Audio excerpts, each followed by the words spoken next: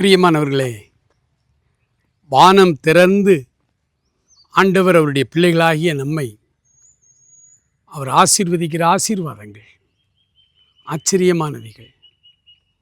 இன்றைக்கும் வானம் திறக்கப்படுகிற மற்றும் ஒரு சத்தியத்தை கற்றுக்கொள்ளப் போகிறோம். தெரிந்த வசனம்தான், ஆனால் அதில் இருக்கிற ஆசீர்வாதங்களை நாம் இன்று அடைந்து கொள்ள ஆண்டவரிடத்தில் ஜெபிக்கப் போகிறோம்.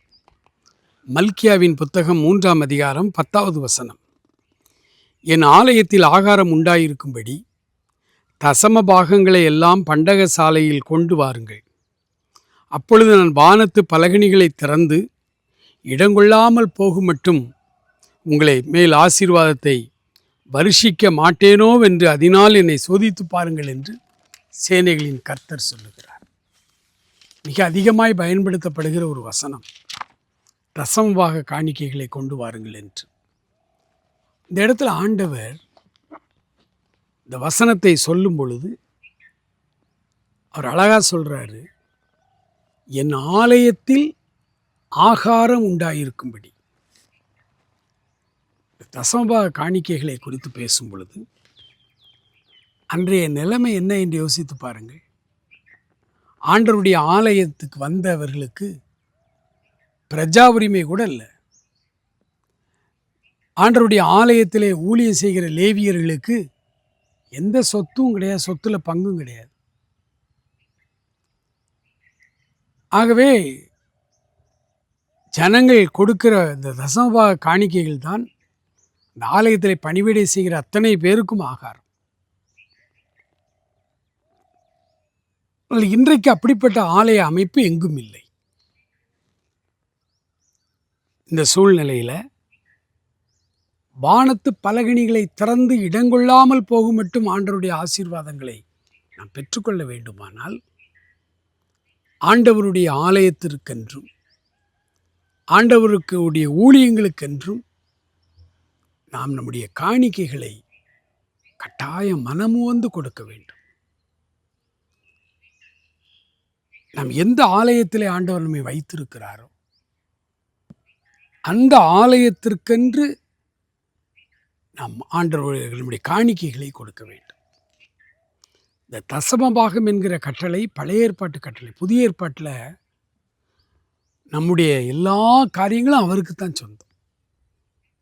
100% அவருக்கு தான் சொந்தம். நாம் ஒரு அரசு அலுவலகத்தில் வேலை செய்கிறோம். மாதம் 1ஆம் தேதி குறிப்பிட்ட அளவு சம்பளத்தை வாங்குகிறோன்னா அது அவ்வளவுமே இயேசுநாதருக்கு சொந்தமான. ஏன்னா நானே இயேசுநாதருக்கு சொந்தமானவன்.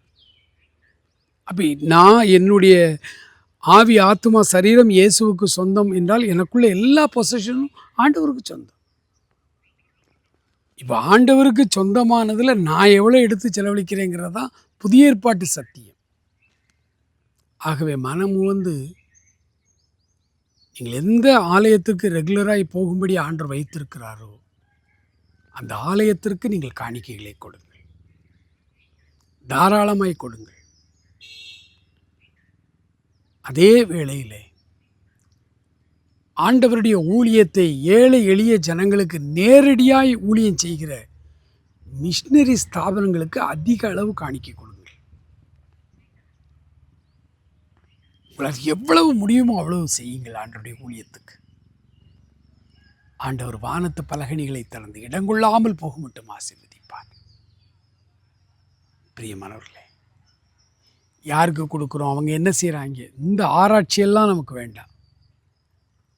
ஆண்டவருக்கு அவருடைய ஊழியங்களுக்கு மனமு வந்து காணிக்கை கொடுக்குறோம். அந்த ஒரு நினைவோடு நீங்கள் வேலை செய்யுங்கள். வானத்து பலகணிகள் உங்களுக்கு கைத்திறக்கும்.